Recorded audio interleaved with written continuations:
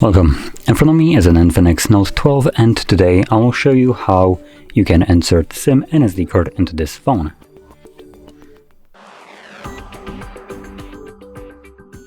Now, before you get started, you'll need to grab a SIM ejector like this one, which comes provided with the device in the box. But if you can't find it, you could use a paper clip, turn on one of the ends and it should work just as well. Now, once you have either one of those, you want to pop out the tray, which is located on the top left side of the phone. Right over here, push the pin in, and the tray will come out, and from here you can just yank it out and you will have space for SD card at the top side, and at the bottom side you have space for two different SIM cards. Now I will be occupying only one of those trays, so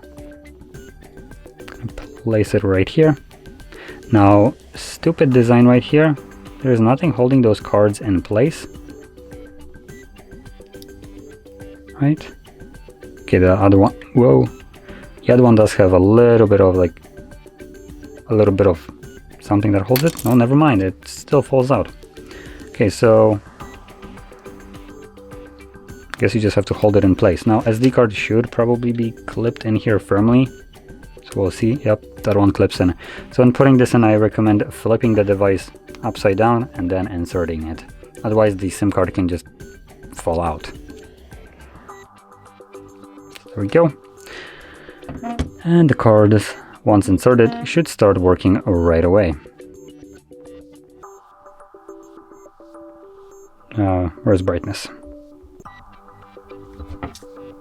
Oh, there it was. I literally slid down on it. So there we go.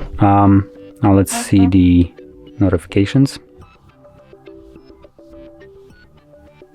So we have SD card right here, and as you can see, we have also reception. So both of the cards are working. Now, if you found this very helpful, don't forget to hit like, subscribe, and thanks for watching.